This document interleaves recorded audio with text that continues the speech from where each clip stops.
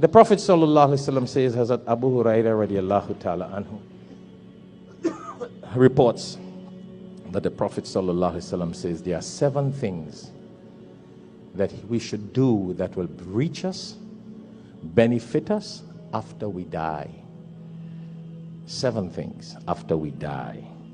Inna mimma yalhaqul mu'min min amalihi wa hasanatihi ba'da mautihi.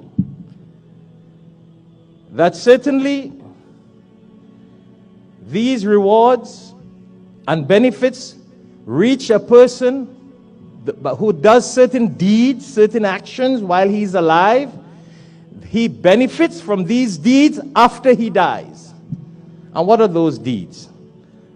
Number 1, the Prophet ﷺ says, Ilman allamahu wa nasharahu. He says, ilm that you teach, knowledge that we teach. See?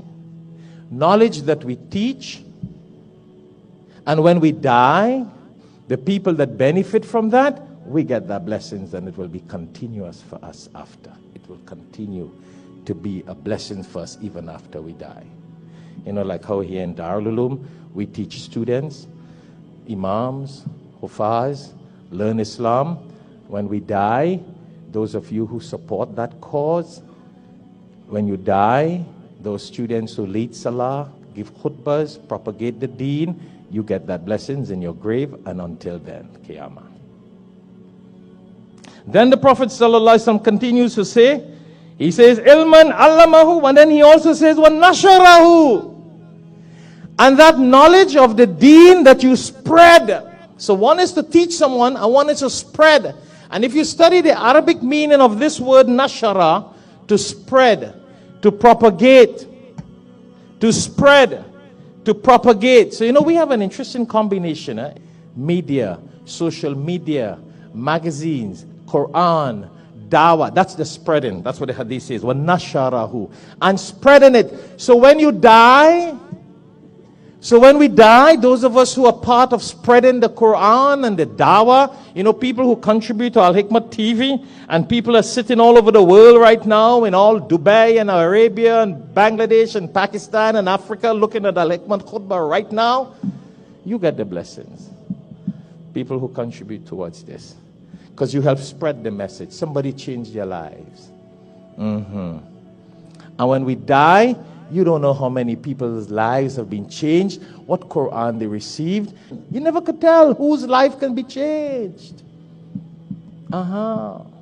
Spreading it. That's a continuation of blessings for us when we die. Then the hadith continue. Very interesting. وَوَلَدًا صَالِحًا تَرَكَهُ.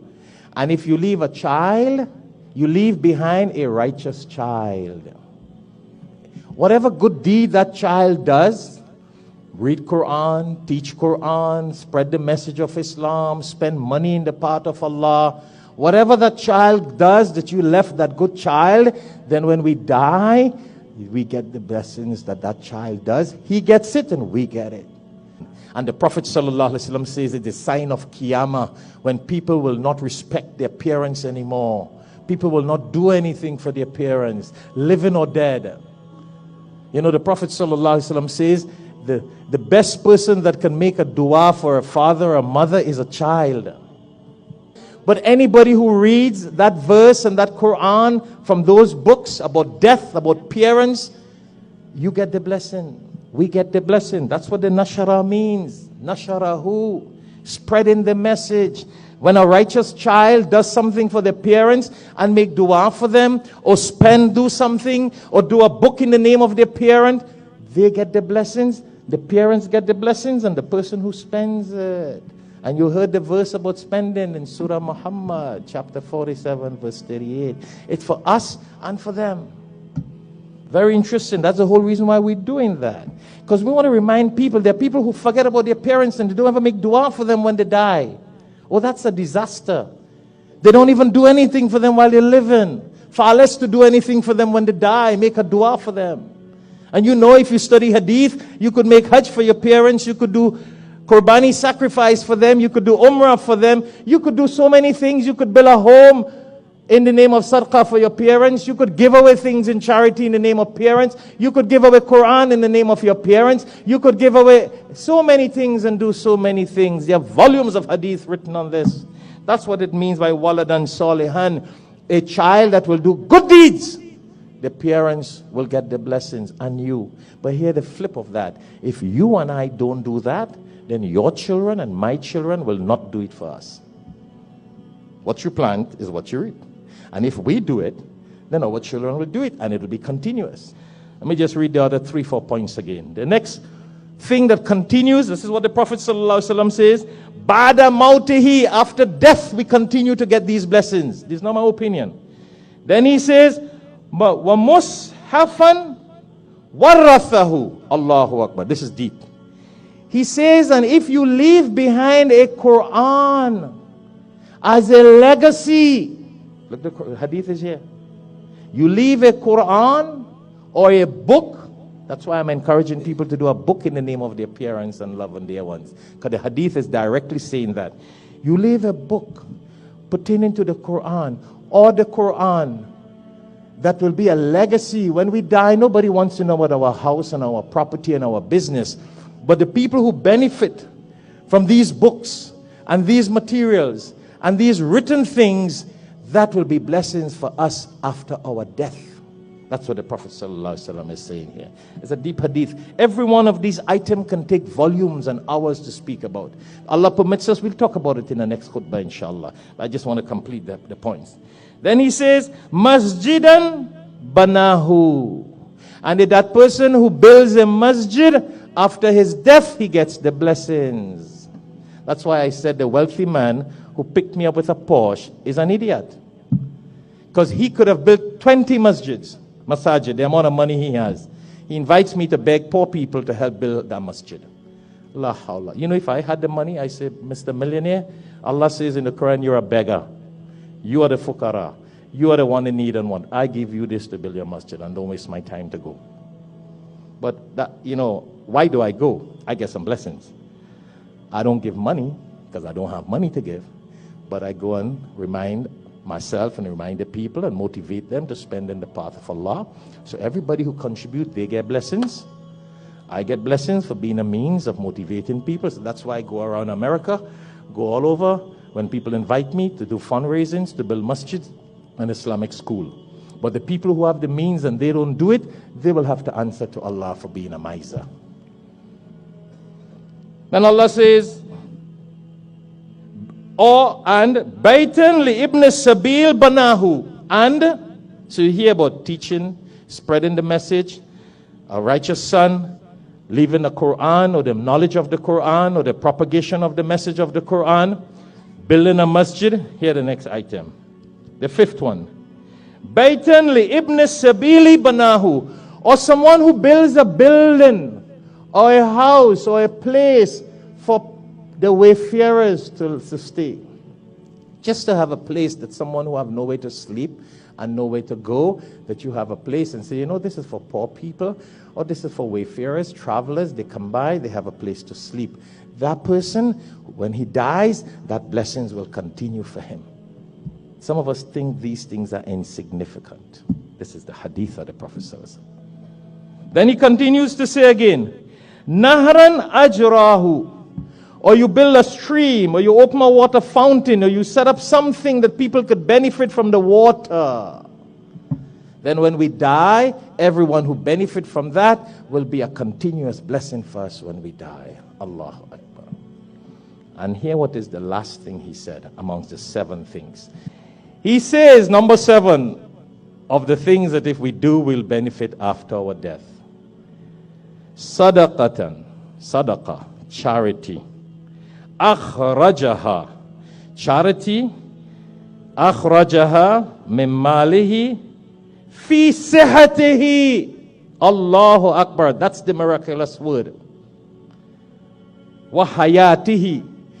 He says, and what also benefits people when they die is when they give charity when they are healthy. Oh, listen, not when they're in the hospital, eh? Hear the hadith. Fi sihatihi. When they are healthy and the brains are thinking properly, and they got no diseases in their hearts, then they give charity while they're alive, that blessings continue for them when they die. You see what happens? When you go in the hospital and your body becomes sick, what happens? The disease in your heart heals. Suddenly you become charitable. Suddenly you want to give, generous. You want to give this. You smile into everybody. Enemies that you didn't smile and talk to, when they come to visit you, you're like, forgive me, hug me. Oh, I always love you, you know. Because you're sick. You're in the hospital. When you were healthy, the heart full of diseases. You don't want to smile with people. You don't want to talk to people. You don't want to give nobody anything. You don't want to care about anybody. But when the body gets sick and we're in the hospital, then the disease from the heart automatically get out. And then we want to give. But that giving does not have the value. I'm not saying you won't get blessings. It does not have the value as to when you're healthy and strong and you're greedy and you're a miser, and then you fight that disease and that ego and say, Shaitan, you shut up. I am going to give in the path of Allah.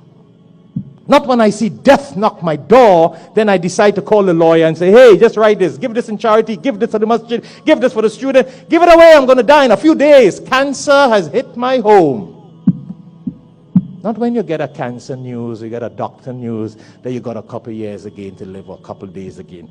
The hadith is speaking about when you spend min malihi fi sihatihi wa hayatihi, when you spend when you have good health and you're living with good health.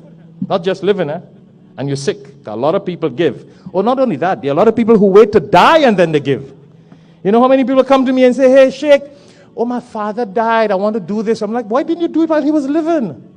Come on, this mistake keeps on happening. This disease we do all the time. We always wait for somebody to die to do a good. Why don't we do it while we are living? So somebody does not have to do it for us. That's what the hadith is saying. Spend your money, spend your time. Give while we are living and give when we are healthy. That's when we get that full continuous blessing. When we're sick and we're ready to die, we have no other choice because we cannot use it anymore. No selfishness, no ego, no nafs. You have no choice but to give it. So it will not carry the blessings. It will not carry the blessings that we are supposed to get. And I see that all the time also. I also see for Jummah and in many masjid, the older people come first and the healthier people come last. Don't wait to get old to go to masjid. Do your duty, pray your salah, give your wealth, give in your health. Do whatever you could do when you're healthy, you're strong, and you're wealthy. You get more blessings in the path of Allah, and it benefits us in the akhirah, inshallah. We don't have the time. We'll continue another time, inshallah. Ya Allah, Ya Rahman Rahim, Ya Ghafur Rahim.